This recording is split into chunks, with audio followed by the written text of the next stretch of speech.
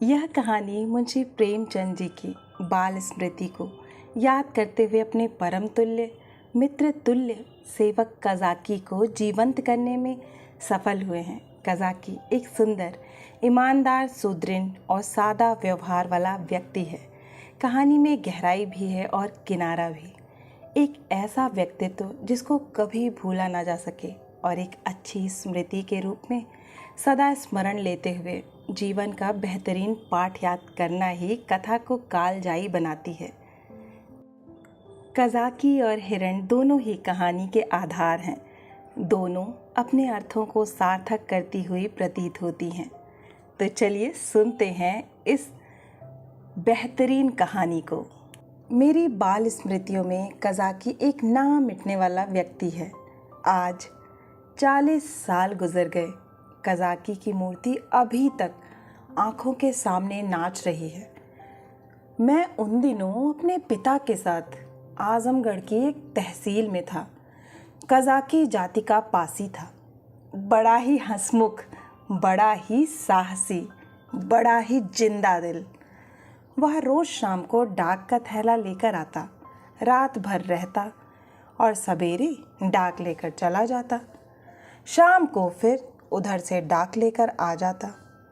मैं दिन भर एक उद्विग्न दशा में उसकी राह देखा करता।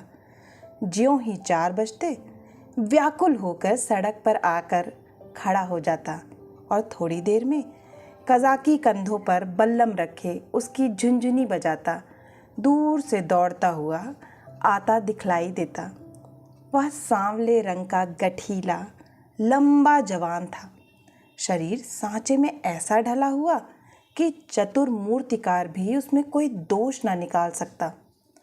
उसकी छोटी छोटी मूछें उसके सुडौल चेहरे पर बहुत ही अच्छी मालूम होती थी। मुझे देखकर वह और तेज दौड़ने लगता, उसकी झुनझुनी और तेज से बजने लगती और मेरे हृदय में और जोर से खुशी की धड़कन होने लगती। हर्षातिरेक में मैं भी दौड़ पड़ता और एक क्षण में कज़ाकी का कंधा मेरे सिंहासन बन जाता। वह स्थान मेरी अभिलाषाओं का स्वर्ग था। स्वर्ग के निवासियों को भी शायद वह आंदोलित आनंद ना मिलता होगा जो मुझे कज़ाकी के विशाल कंधों पर मिलता था। संसार मेरी आंखों में तुच्छ हो जाता और जब कज़ाकी मुझे कंधों पर लिए दौड़ने लगता तब तो ऐसा मालूम होता मानो मैं हवा के घोड़े पर उड़ा जा रहा हूँ। कज़ाकी डाक खाने में पहुँचता तो पसीने से तर रहता, लेकिन आराम करने की आदत ना थी। थैला रखते ही वह हम लोगों को लेकर किसी मैदान में निकल जाता। कभी हमारे साथ खेलता, बिरहे गाकर सुनाता और कभी कहानियाँ सुनाता। उसे चोरी और डाके, मारपीट, भूत प्रेत की सैकड़ों कहानियाँ याद थीं। मैं ये कहानियाँ सुनकर विस्मयपूर्ण आनंद में मग्न हो जाता। उसकी कहानियों के चोर और डाकू सच्चे योद्धा होते थे जो अमीरों को लूटकर दीन दुखियों प्राणियों का पालन करते थे। मुझे उन पर घृणा के बदले श्रद्धा होती थी। एक दिन कज़ाकी को डाक का थैला लेकर आने में देर हो गई। सूर्यास्त हो गया और वह दिखलाई न दिया। मैं खोया हुआ सा सड़क पर दूर तक आंखें फाड़ फाड़ कर देखता था, पर वह परिचित रेखा ना दिखलाई पड़ती थी। कान लगाकर सुनता था, झुनझुन की वह आमोदमय ध्वनि ना सुनाई देती थी। प्रकाश के साथ मेरी आशा भी मलिन होती जाती थी। उधर से किसी को आते देखता तो पूछता, कज़ाकी आता है? पर या तो कोई सुनता ही ना था या केवल सिर हिला देता था। सहसा झुनझुन की आवाज़ कानों में आई। मुझे अंधेरे में चारों ओर भूत ही दिखलाई देते थे। यहाँ तक कि माताजी के कमरे में ताक पर रखी हुई मिठाई भी अंधेरा हो जाने के बाद मेरे लिए त्याज्य हो जाती थी। लेकिन वह आवाज़ सुनते ही मैं उसकी तरफ जोर से दौड़ा। हाँ, वह कज़ाकी ही था। उसे देखते ही मेरी विकलता क्रोध में बदल गई। मैं उसे मारने लगा, फिर रूठ करके अलग खड़ा हो गया। कज़ाकी ने हंसकर कहा, मारोगे? तो मैं एक चीज़ लाया हूँ, वह ना दूंगा। मैंने साहस करके कहा, जाओ मत देना, मैं लूँगा ही नहीं। कज़ाकी, अभी दिखा दूँ तो दौड़ कर गोद में उठा लोगे? मैंने पिघल कर कहा, अच्छा दिखा दो। कज़ाकी, तो आकर मेरे कंधों पर बैठ जाओ, भाग चलूं। आज बहुत देर हो गई है, बाबूजी बिगड़ रहे होंगे। मैंने अकड़ कर कहा, पहले दिखा। मेरी विजय हुई। अगर कज़ाकी को देर का डर न होता और वह 1 मिनट भी और रुक सकता तो शायद पांसा पलट जाता। उसने कोई चीज़ दिखलाई जिसे वह एक हाथ से छाती से चिपटाए हुए था। लंबा मुंह था और 2 आंखें चमक रही थीं। मैंने उसे दौड़कर कज़ाकी की गोद से ले लिया।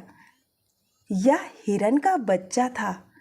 आह, मेरी उस खुशी का कौन अनुमान करेगा। तब से कठिन परीक्षाएं पास की, अच्छा पद भी पाया, राय बहादुर भी हुआ, पर वह खुशी फिर न हासिल हुई। मैं उसे गोद में लिए उसके कोमल स्पर्श का आनंद उठाता घर की ओर दौड़ा।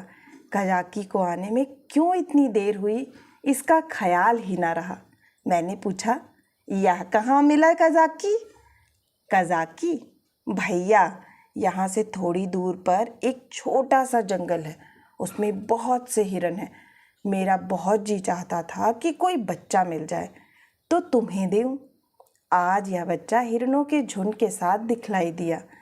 मैं झुंड की ओर दौड़ा तो सब के सब भागे। यह बच्चा भी भागा, लेकिन मैंने पीछा न छोड़ा और हिरन तो बहुत दूर निकल गए। यही पीछे रह गया।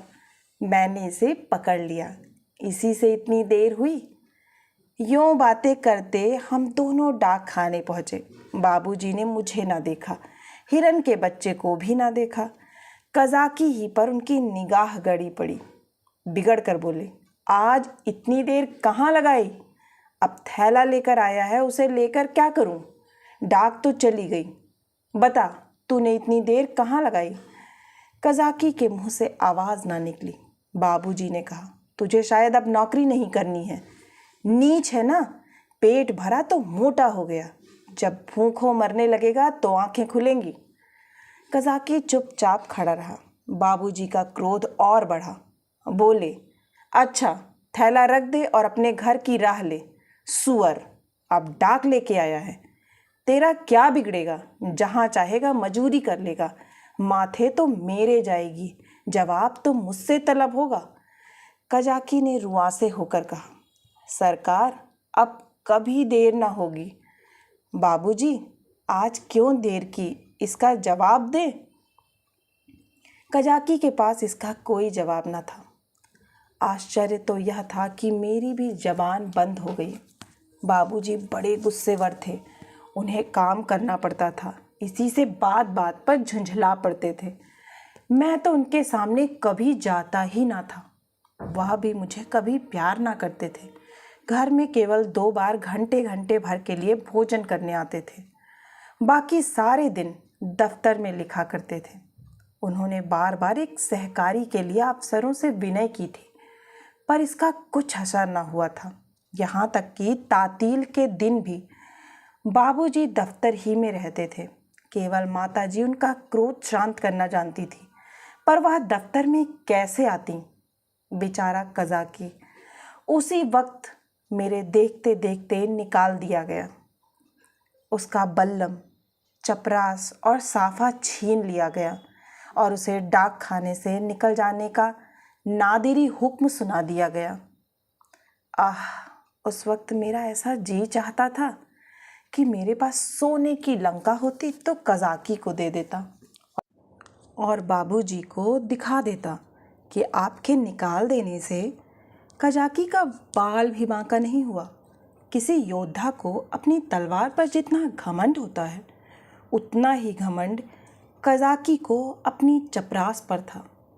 जब वह चपरास खोलने लगा तो उसके हाथ कांप रहे थे और आंखों से आंसू बह रहे थे, और इस सारे उपद्रव की जड़ वह कोमल वस्तु थी जो मेरी गोद में मुंह छिपाए ऐसे चैन से बैठी हुई थी, मानो माता की गोद में हूँ। जब कज़ाकी चला तो मैं धीरे धीरे उसके पीछे पीछे चला। मेरे घर के द्वार पर आकर कज़ाकी ने कहा, भैया अब घर जाओ, सांझ हो गई। मैं चुपचाप खड़ा अपने आंसुओं के वेग को सारी शक्ति से दबा रहा था। कज़ाकी फिर बोला, भैया मैं कहीं बाहर थोड़े ही चला जाऊंगा, फिर आऊँगा और तुम्हें कंधों पर बैठाकर कुदाऊँगा। बाबूजी ने नौकरी ले ली है तो क्या इतना भी ना करने देंगे? तुमको छोड़कर मैं कहीं ना जाऊँगा भैया। जाकर अम्मा से कह दो कज़ाकी जाता है, उसका कहा सुना माफ़ करें। मैं दौड़ा हुआ घर गया, लेकिन अम्मा जी को कुछ कहने के बदले बिलक बिलक कर रोने लगा। अम्मा जी रसोई के बाहर निकलकर पूछने लगी, क्या हुआ बेटा, किसने मारा? बाबूजी ने कुछ कहा है? अच्छा रह तो जाओ, आज घर आते हैं तो पूछती हूँ, जब देखो मेरे लड़के को मारा करते हैं। चुप रहो बेटा, अब तुम उनके पास कभी मत जाना, मैंने बड़ी मुश्किल से आवाज़ संभाल कर कहा। कज़ाकी। अम्मा ने समझा कज़ाकी ने मारा है। बोली, अच्छा आने दो कज़ाकी को, देखो खड़े खड़े निकलवा देती हूँ। हरकारा होकर मेरा राजा बेटा को मारेगा? आज ही तो साफा बल्लम सब छीनवाए लेती हूँ। वाह, मैंने जल्दी से कहा। नहीं, कज़ाकी ने नहीं मारा, बाबूजी ने उसे निकाल दिया है, उसका साफा बल्लम छीन लिया, चपरास भी ले ली। अम्मा, यह तुम्हारे बाबूजी ने बहुत बुरा किया। वह बेचारा अपने काम में इतना चौकस रहता है, फिर उसे क्यों निकाला? मैंने कहा, आज उसे देर हो गई थी। यह कहकर मैंने हिरन के बच्चे को गोद से उतार दिया। घर में उसके भाग जाने का भय न था। अब तक अम्मा जी की निगाह भी उस पर ना पड़ी थी। उसे फुदकते देखकर वह सहसा चौंक पड़ी और लपक कर मेरा हाथ पकड़ लिया कि कहीं यह भयंकर जीव मुझे काट न खाए। मैं कहाँ तो फूट फूट कर रो रहा था और कहाँ अम्मा की घबराहट देखकर खेल खिलाकर हंस पड़ा। अम्मा, अरे यह तो हिरन का बच्चा है, कहाँ मिला? मैंने हिरन के बच्चे का सारा इतिहास और उसका भीषण परिणाम आदि से अंत तक कह सुनाया।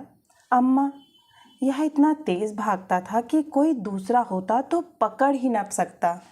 सन सन हवा की तरह उड़ता चला जाता। कज़ाकी 5-6 घंटे तक इसके पीछे दौड़ता रहा, तब कहीं जाकर बच्चा मिला। अम्मा जी, कज़ाकी की तरह कोई दुनिया भर में नहीं दौड़ सकता, इसी से तो देर हो गई। इसीलिए बाबूजी ने बेचारे को निकाल दिया।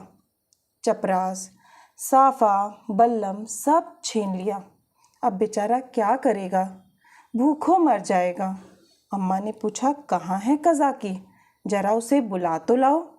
मैंने कहा, बाहर तो खड़ा है, कहता था अम्मा जी से मेरा कहा सुना माफ़ करवा देना। अब तक अम्मा जी मेरे वृत्तांत को दिल लगी समझ रही थीं। शायद वह समझती थी कि बाबूजी ने कज़ाकी को डांटा होगा, लेकिन मेरा अंतिम वाक्य सुनकर संशय हुआ कि सचमुच तो कज़ाकी बर्खास्त नहीं कर दिया गया।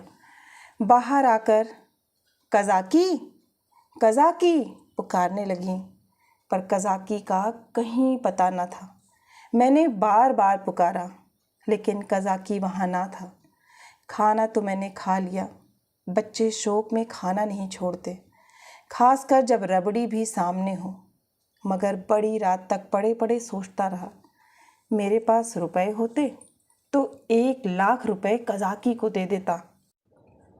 बाबूजी से कभी मत बोलना, बेचारा भूखों मर जाएगा। देखूं कल आता है कि नहीं। अब क्या करेगा आकर, मगर आने को तो कह गया है। मैं कल उसे अपने साथ खाना खिलाऊंगा। यही हलवाई किले बनाते बनाते मुझे नींद आ गई। दूसरे दिन मैं दिन भर अपने हिरन के बच्चे की सेवा सत्कार में व्यस्त रहा। पहले उसका नामकरण संस्कार हुआ, मुन्नू नाम रखा गया। फिर मैंने उसका अपने सब हमजोलियों और सहपाठियों से परिचय करवाया। दिन ही भर में वह मुझसे इतना हिल गया कि मेरे पीछे पीछे दौड़ने लगा। इतनी ही देर में मैंने उसे अपने जीवन में एक महत्वपूर्ण स्थान दे दिया। अपने भविष्य में बनने वाले विशाल भवन में उसके लिए अलग कमरा बनाने का भी निश्चय किया। चारपाई, सैर करने की फिटन आदि के भी आयोजन कर लिए। लेकिन संध्या होते ही मैं सब कुछ छोड़ छाड़ कर सड़क पर जा खड़ा हुआ और कज़ाकी की बाट जोहने लगा। जानता था कि कज़ाकी निकाल दिया गया है, अब उसे यहाँ आने की कोई ज़रूरत नहीं रही। फिर ना जाने मुझे क्यों यह आशा हो रही थी कि वह आ रहा है। एकाएक मुझे ख्याल आया कि कज़ाकी भूखों मर रहा होगा। मैं तुरंत घर आया। अम्मा दिया बत्ती कर रही थी। मैंने चुपके से एक कटोरी में आटा निकाला, आटा हाथों में लपेटे, टोकरी से गिरते आटे की एक लकीर बनाता हुआ भागा। जाकर सड़क पर खड़ा हुआ ही था कि कज़ाकी सामने से आता दिखलाई दिया। उसके पास बल्लम भी था, कमर में चपरास भी थी, सिर पर साफा भी बंधा हुआ था, बल्लम में डाक का थैला भी बंधा हुआ था। मैं दौड़कर उसकी कमर से चिपट गया और विस्मित होकर बोला, तुम्हें चपरास और बल्लम कहाँ से मिल गया कज़ाकी? कज़ाकी ने मुझे उठाकर कंधों पर बैठलाते हुए कहा, वह चपरास किस काम की थी भैया? वह तो गुलामी की चपरास थी। यह पुरानी खुशी की चपरास है। पहले सरकार का नौकर था, अब तुम्हारा नौकर हूँ। यह कहते कहते उसकी निगाह टोकरी पर पड़ी जो वहीं रखी थी। बोला, यह आटा कैसा है भैया? मैंने सकुचाते हुए कहा, तुम्हारे ही लिए तो लाया हूँ। तुम भूखे होगे, आज क्या खाया होगा? कज़ाकी की आंखें तो मैंने ना देख सका, उसके कंधों पर बैठा हुआ था। हाँ, उसकी आवाज़ से मालूम हुआ कि उसका गला भर आया है।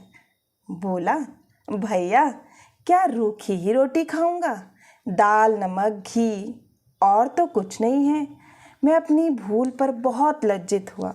सच तो है, बेचारा रूखी रोटियां कैसे खाएगा, लेकिन नमक, दाल, घी कैसे लाऊं? अब तो अम्मा चौके में होंगी। आटा लेकर तो किसी तरह भाग आया था।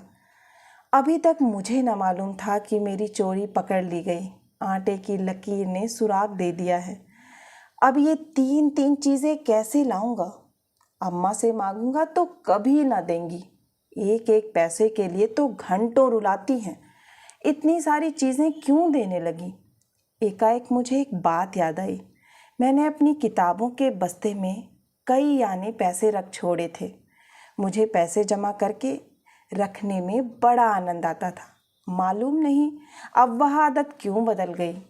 अब भी वही हालत होती तो शायद इतना फाके मस्त न रहता। बाबूजी मुझे प्यार तो कभी ना करते थे, पर पैसे खूब देते थे। शायद अपने काम में व्यस्त रहने के कारण मुझसे पिंड छुड़ाने के लिए इसी नुस्खे को सबसे आसान समझते थे। इनकार करने में मेरे रोने और मचलने का भय था। इस बाधा को वह दूर ही से टाल देते थे। अम्मा जी का स्वभाव इससे ठीक प्रतिकूल था। उन्हें मेरे रोने और मचलने से किसी काम में बाधा पड़ने का भय न था। आदमी लेटे लेटे दिन भर रोना सुन सकता है। हिसाब लगाते हुए जोर की आवाज़ से ध्यान बढ़ जाता है। अम्मा मुझे प्यार तो बहुत करती थीं, पर पैसे का नाम सुनते ही उनकी त्योरियां बदल जाती थीं। मेरे पास किताबें न थीं। हाँ, एक बस्ता था जिसमें डाक खाने के 2-4 फॉर्म तह करके पुस्तक रूप में रखे हुए थे। मैंने सोचा, दाल, नमक और घी के लिए क्या उतने पैसे काफ़ी ना होंगे? मेरी तो मुट्ठी में नहीं आते। यह निश्चय करके मैंने कहा, अच्छा मुझे उतार दो तो मैं दाल और नमक ला दूं, मगर रोज़ आया करोगे ना? कज़ाकी, भैया खाने को दोगे तो क्यों ना आऊँगा? मैंने कहा, मैं रोज़ खाने को दूंगा। कज़ाकी बोला, तो मैं रोज़ आऊँगा। मैं नीचे उतरा और दौड़कर सारी पूंजी उठा लाया। कज़ाकी को रोज़ बुलाने के लिए उस वक्त मेरे पास कोहनूर हीरा भी होता तो उसको भेंट करने में मुझे पशोपेश ना होता। कज़ाकी ने विस्मित होकर पूछा, ये पैसे कहाँ से पाए भैया? मैंने गर्व से कहा, मेरे ही तो हैं। कज़ाकी, तुम्हारी अम्मा जी तुमको मारेंगी, कहेंगी कज़ाकी ने फुसला कर मंगवा लिए होंगे। भैया इन पैसों की मिठाई ले लेना और मटके में रख देना। मैं भूखों नहीं मरता, मेरे 2 हाथ हैं, मैं भला भूखों मर सकता हूँ। मैंने बहुत कहा कि पैसे मेरे हैं, लेकिन कज़ाकी ने ना लिए। उसने बड़ी देर तक इधर उधर की सैर कराई, गीत सुनाए और मुझे घर पहुंचाकर चला गया। मेरे द्वार पर आटे की टोकरी भी रख दी। मैंने घर में कदम रखा ही था कि अम्मा जी ने डांट कर कहा, क्यों रे चोर, तू आटा कहाँ ले गया था? अब चोरी करना सीखता है? बता किसको आटा दे आया, नहीं तो तेरी खाल उधेड़ कर रख दूंगी। मेरी नानी मर गई। अम्मा क्रोध में सिंघनी हो जाती थी। सिट पिटा कर बोला, किसी को तो नहीं दिया। अम्मा, तूने आटा नहीं निकाला, देख कितना आटा सारे आंगन में बिखरा पड़ा है। मैं चुप खड़ा था। वह कितना ही धमकाती थी, चुमकारती थी, पर मेरी जबान न खुलती थी। आने वाली विपत्ति के भय से प्राण सूख रहे थे। यहाँ तक कि यह भी कहने की हिम्मत ना पड़ती थी कि बिगड़ती क्यों हूँ। आटा तो द्वार पर रखा हुआ है और ना उठाकर लाते ही बनता था। मानो क्रिया शक्ति ही लुप्त हो गई हो, मानो पैरों में हिलने की सामर्थ्य ही नहीं। सहसा कजाकी ने पुकारा, बहू जी, आटा द्वार पर रखा हुआ है, भैया मुझे देने को ले गए थे। यह सुनते ही अम्मा द्वार की ओर चली गईं। कज़ाकी से वह पर्दा न करती थी। उन्होंने कज़ाकी से कोई बात की या नहीं, यह तो मैं नहीं जानता, लेकिन अम्मा जी खाली टोकरी लिए हुए घर में आईं। फिर कोठरी में जाकर संदूक से कुछ निकाला और द्वार की ओर गईं। मैंने देखा कि उनकी मुट्ठी बंद थी। अब मुझसे वहाँ खड़े न रहा गया। अम्मा जी के पीछे पीछे मैं भी गया। अम्मा ने द्वार पर कई बार पुकारा, मगर कज़ाकी चला गया था। मैंने बड़ी अधीरता से कहा, मैं जाकर खोज लाऊं अम्मा जी? अम्मा जी ने किवाड़े बंद करते हुए कहा, तुम अंधेरे में कहाँ जाओगे? अभी तो यहीं खड़ा था, मैंने कहा कि यहीं रहना, मैं आती हूँ। तब तक ना जाने कहाँ खिसक गया। बड़ा संकोची है, आटा तो लेता ही ना था। मैंने जबरदस्ती उसके अंगोछे में बांध दिया। मुझे तो बेचारे पर बड़ी दया आती है, ना जाने बेचारे के घर में कुछ खाने को है कि नहीं। रुपए लाई थी कि दे दूंगी, पर ना जाने कहाँ चला गया। अब तो मुझे भी साहस हुआ। मैंने अपनी चोरी की पूरी कथा कह डाली। बच्चों के साथ समझदार बच्चे बनकर माँ बाप उन पर जितना असर डाल सकते हैं, जितनी शिक्षा दे सकते हैं, उतने बूढ़े बनकर नहीं। अम्मा जी ने कहा, तुमने मुझसे पूछ क्यों ना लिया? क्या मैं कज़ाकी को थोड़ा सा आटा ना देती? मैंने इसका उत्तर ना दिया। दिल में कहा, इस वक्त तुम्हें कज़ाकी पर दया आ गई है, जो चाहे दे डालो, लेकिन मैं मांगता तो मारने दौड़ती। हाँ, यह सोचकर चित्त प्रसन्न हुआ कि अब कज़ाकी भूखों ना मरेगा। अम्मा जी उसे रोज़ खाने को देंगी और वह रोज़ मुझे कंधों पर बिठाकर सैर कराएगा। दूसरे दिन मैं दिन भर मुन्नू के साथ खेलता रहा। शाम को सड़क पर जाकर खड़ा हो गया, मगर अंधेरा हो गया और कज़ाकी का कहीं पता नहीं। दिए जल गए, रास्ते में सन्नाटा छा गया, पर कज़ाकी ना आया। मैं रोता हुआ घर आया। अम्मा जी ने पूछा, क्यों रोते हो बेटा, क्या कज़ाकी नहीं आया? मैं और ज़ोर से रोने लगा। अम्मा जी ने मुझे छाती से लगा लिया। मुझे ऐसा मालूम हुआ कि उनका भी कंठ गद्द हो गया है। उन्होंने कहा, बेटा चुप हो जाओ, मैं कल किसी हरकारे को भेजकर कज़ाकी को बुलवाऊंगी। मैं रोते ही रोते सो गया। सवेरे ज्यों ही आंखें खुली, मैंने अम्मा जी से कहा, कज़ाकी को बुलवा दो। अम्मा ने कहा, आदमी गया है बेटा, कज़ाकी आता होगा। खुश होकर खेलने लगा। मुझे मालूम था कि अम्मा जी जो बात कहती हैं उसे पूरा ज़रूर करती हैं। उन्होंने सवेरे ही एक हरकारे को भेज दिया था। 10 बजे जब मैं मुन्नू को लिए हुए घर आया तो मालूम हुआ कि कज़ाकी अपने घर पर नहीं मिला। वह रात को भी घर न गया था। उसकी स्त्री रो रही थी कि ना जाने कहाँ चले गए। उसे भय था कि कहीं भाग गया है। बालकों का हृदय कितना कोमल होता है, इसका अनुमान दूसरा नहीं कर सकता। उनमें अपने भावों को व्यक्त करने के लिए शब्द नहीं होते। उन्हें यह भी ज्ञात नहीं होता कि कौन सी बात उन्हें विकल कर रही है, कौन सा कांटा उनके हृदय में खटक रहा है, क्यों बार बार उन्हें रोना आता है, क्यों वे मन मारे बैठे हैं, क्यों खेलने में जी नहीं लगता। मेरी भी यही दशा थी। कभी घर में आता, कभी बाहर जाता, कभी सड़क पर जा पहुंचता। आंखें कज़ाकी को ढूंढ रही थीं। वह कहाँ चला गया? कहीं भाग तो नहीं गया? तीसरे पहर को मैं खोया हुआ सा सड़क पर खड़ा था। सहसा मैंने कज़ाकी को एक गली में देखा। हाँ, वह कज़ाकी ही था। मैं उसकी ओर चिल्लाता हुआ दौड़ा, पर गली में उसका पता न था। ना जाने किधर गायब हो गया। मैंने गली के सिरे से उस सिरे तक देखा, पर कहीं कज़ाकी की गंध तक ना मिली। घर जाकर मैंने अम्मा जी से यह बात कही। मुझे ऐसा जान पड़ा कि वह यह बात सुनकर चिंतित हो गईं। इसके बाद 2-3 दिन तक कज़ाकी ना दिखलाई दिया। मैं भी अब उसे कुछ कुछ भूलने लगा। बच्चे पहले जितना प्रेम करते हैं, बात को उतने ही निष्ठुर भी हो जाते हैं। जिस खिलौनों पर प्राण देते थे, उसी को 2-4 दिन के बाद पटक कर फोड़ भी डालते हैं। 10-12 दिन और बीत गए।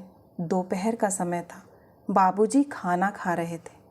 मैं मुन्नू के पैरों में पीनस की पैजनियाँ बांध रहा था। एक औरत घूंघट निकाले हुए आई और आंगन में खड़ी हो गई। उसके कपड़े फटे हुए और मैले थे, पर गोरी सुंदर स्त्री थी। उसने मुझसे पूछा, भैया, बहू जी कहाँ हैं? मैंने उसके पास जाकर उसका मुंह देखते हुए कहा, तुम कौन हो? क्या बेचती हो? औरत, कुछ बेचती नहीं हूँ, तुम्हारे लिए ये कमल गट्टे लाई हूँ। भैया, तुम्हें तो कमल गट्टे बहुत अच्छे लगते हैं ना? मैंने उसके हाथों से लटकती हुई पोटली को उत्सुक नेत्रों से देखकर पूछा, कहाँ से लाई हो? देखें। औरत, तुम्हारे हरकारे ने भेजा है। भैया, मैंने उछल कर पूछा, कज़ाकी ने? औरत ने सिर हिलाकर हाँ कहा और पोटली खोलने लगी। इतने में अम्मा जी भी रसोई से निकल आईं। उसने अम्मा के पैरों को स्पर्श किया। अम्मा ने पूछा, तू कज़ाकी की घरवाली है? औरत ने सिर झुका लिया। अम्मा, आजकल कज़ाकी क्या करता है?